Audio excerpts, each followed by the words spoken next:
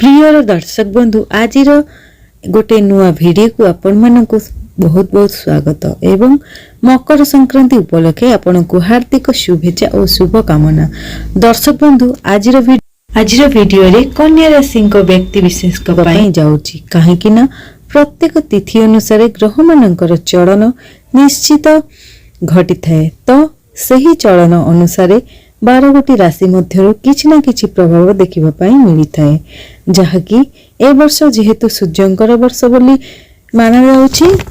एवं मकर संक्रांति दिन सूर्यंकर राशि परिवर्तन हेबो तेणु आपणक जीवन रे किछि भी यदि समस्या लागि रहितिले आपणक पाठ पढ़ा को नै कि आपणक कोनोसी असुविधा रे सम्मुखीन होउथिले आपणक जीवन रे खुशी चली जाइतिला किंबा आपणक पारिवारिक असुविधा दे आपण गति करूथिले किंबा आपणकर धन आसुनथिला किछि भी समस्या रे सम्मुखीन हेउथिले आपणकर व्यापार वाणिज्य भल चलु नथिला कि आपणकर स्वास्थ्य खराब होउथिला कि आपणक प्रेम जीवन रे कोन घटुथिला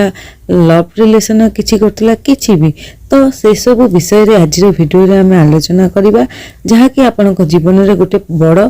संजोग घटिया पई जाउची काहे कि ना ग्रह मानकर चलन आम ऊपर बड़ प्रभाव पकाइबा पई जाउची तेनु आपणक ऊपर मते प्रभाव देखिबा को मिलिबो तेणु कौन सब आपणक जीवन रे घटिबा पई जाउची आसंतु जानिनबा ए वीडियो माध्यम रे देखंतु आपणकर आमी कहिबु स्वास्थ्य संपर्क रे आपणक प्रेम जीवन केमती चलिबो आपणक लव लाइफ केमती चलिबो आपणक स्वास्थ्य विषय रे कैरियर विषय रे भाग्य विषय रे आपणक व्यापार वाणिज्य किपरि चलिबो से विषय रे आमे विस्तृत भाव रे आलोचना करिबा एवं आपणकर सूर्यदेव केउ प्रतिफल दौरान कौन प्रदान कर विषय जानिबा शेषरे अशुभत्व प्रदान करुथिबा शुभत्व प्रदान करिया पई आमे प्रतिकार जानिबा तेबे वीडियो को आमे आरंभ करिबा पूर्व जदि आपण माने ए पर्यंत मो चैनल को सब्सक्राइब करनांती ताहले मो चैनल को सब्सक्राइब करी वीडियो को गोटे लाइक करी भक्ति और श्रद्धा सहित कमेंट बॉक्स रे जय सूर्यनारायण अवश्य लिखि दियंतु। वीडियो को आरंभ करिबा कन्या राशि देखंतु आपनकर बुध चतुर्थ रे अछंती शुक्र मंगल सूर्य शनि अछंती आपनकर द्वितीय रे राहु अछंती षष्ठ गृह रे गुरु अछंती दशम गृह रे केतु अछंती द्वादश गृह। स्वास्थ्य संपर्क रे हमें जदि कहिबा देखंतु आपनकर स्वास्थ्य रो घर होची प्रथम घर आपनकर प्रथम घरे स्वामी होचंदी बुध आपनकर केंद्र रे अछंती त्रिकोण राशि जीवे 17 जून को शुक्र मध्य आपनकर केंद्र त्रिकोण रे ट्रांजिट करछंती ए मास आपनकर रिकवरी रो मास माने आपनकर जदी किछि प्रॉब्लम थिला स्वास्थ्य को नै कि जदी आपण विशेष किछि प्रॉब्लम थिला आपनकर रिकवरी हे छिपो जदी आपण ट्रैवलिंग करछंती ताहले आपण जंक फूड ऊपर डाइट करंतु जदि आपण किछि विशेष समस्या दे गति करथिले आपण 17 जून परे आपण सेटा को ट्रांजिट हो 17 जून पूर्व न जदि 17 जून परे आपण किछि जून पूर्व जदि ट्रैवल अछि आपण के जंक फूड ऊपर डाइट करंतु नॉर्मली तो एमती ठंडा काश ज्वर एमती लागि रहइबो किंतु विशेष किछि समस्या नाही वो भलो अछि ओवरऑल भलो अछि शिक्षा को नै कि हम जदि कहबे शिक्षा रे घर होची पंचम गृह शनि अछंती सप्तम घरे पंचम गृह को शुक्र मंगल बुध सूर्य आसी जिबे तो आपनकर बहुत भलो देखा जाउची आपनकर 12 जून परठू 12 जून पूर्व भलो नै जदि 12 जून पर आपनकर एग्जाम अछि कि आपनकर शिक्षा को नै कि बड़ डिसीजन नबा को चाहउचंती एडमिशन करबा को चाहउचंती फॉर्म फिल अप करबा को चाहउचंती कि शिक्षा को नै कि आपण किछि ऊपर को नै माने किछि शिक्षा को चाहउचंती पढ़िया को चाहउचंती बाहर को जाय कि आपण कोन किछि करबा को चाहउचंती शिक्षागत को माने शिक्षा रिलेटेड नै कि आपनकर 12-13 जून परठू भलो आछिबो आपन को रिजल्ट भी भलो माने मिलिबो बेटर रहइबो तेनु आपण जहाँ भी करिवे ना 12-13 जून परठू करंतु सब किछि आपनकर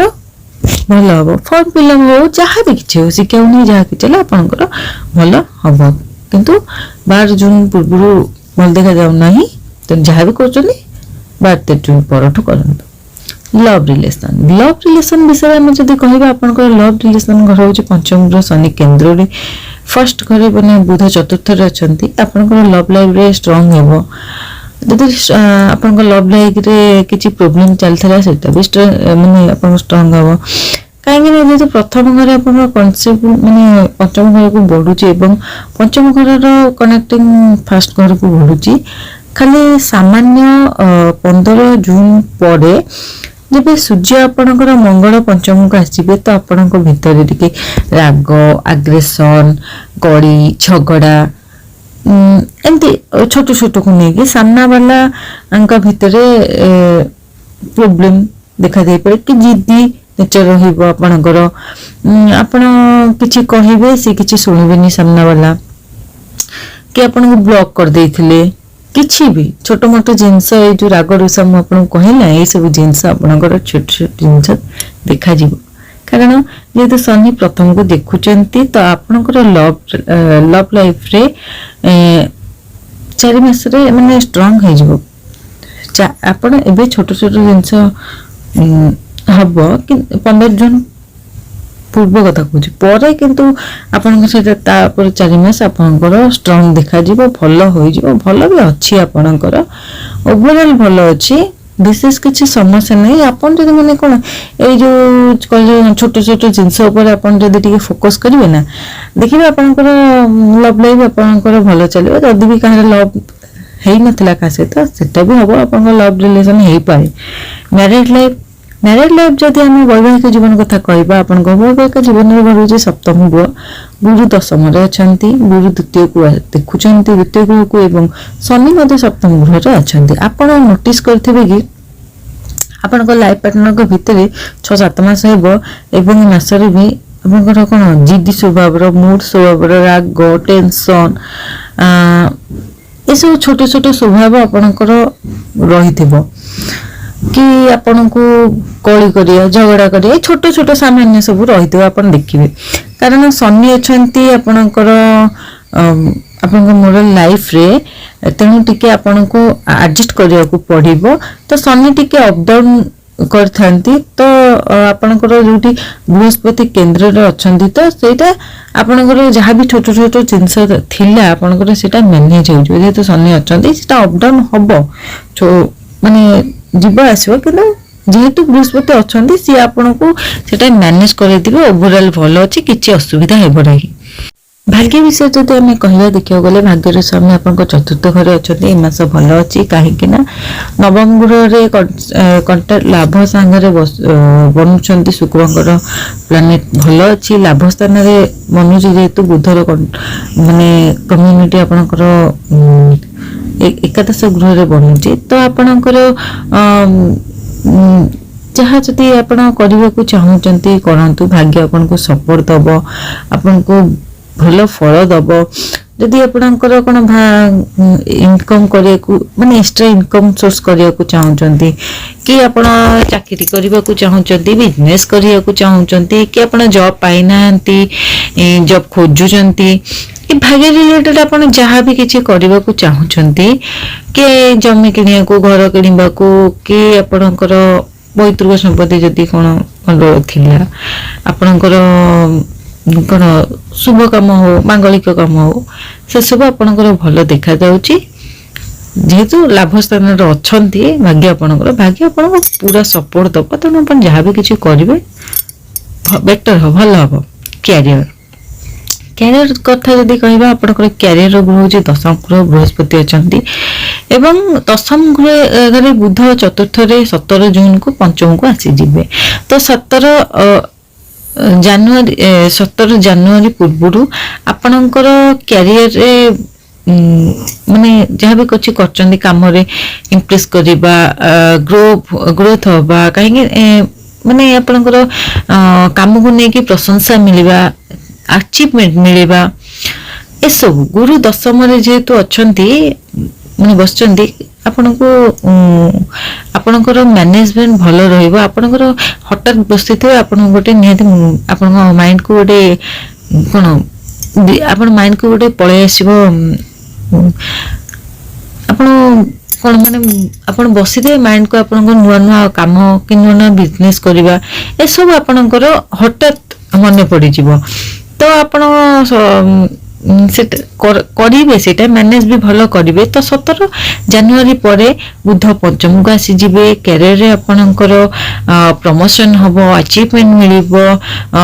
ସବୁ ସବୁ କରେଇବେ। ଜବ୍ ପାଇନଥିଲେ ଜବ୍ କରେଇବେ। ଜବ୍ରେ ଖାଲି ଆପଣ କ'ଣ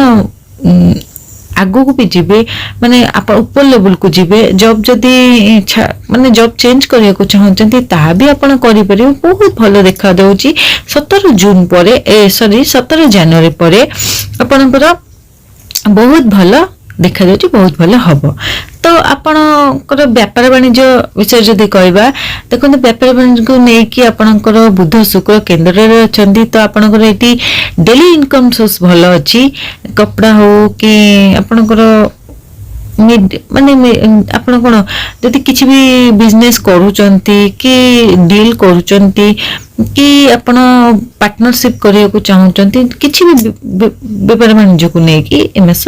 ଆପଣଙ୍କର ବହୁତ ଭଲ ଦେଖାଯାଉଛି, ଆପଣ କରିପାରିବେ। ତ ଉପାୟ ଆସନ୍ତୁ ଜାଣିବା, ସେଥିରେ ପ୍ରତିକାର ଜାଣିବା। ଆପଣ ପ୍ରତିକାର ହେଲା ବୁଧ ବୀଜ ମନ୍ତ୍ର 108 ପାଠ କରନ୍ତୁ, ହନୁମାନ ଚାଳିଶା ପାଠ କରନ୍ତୁ, ଓମ୍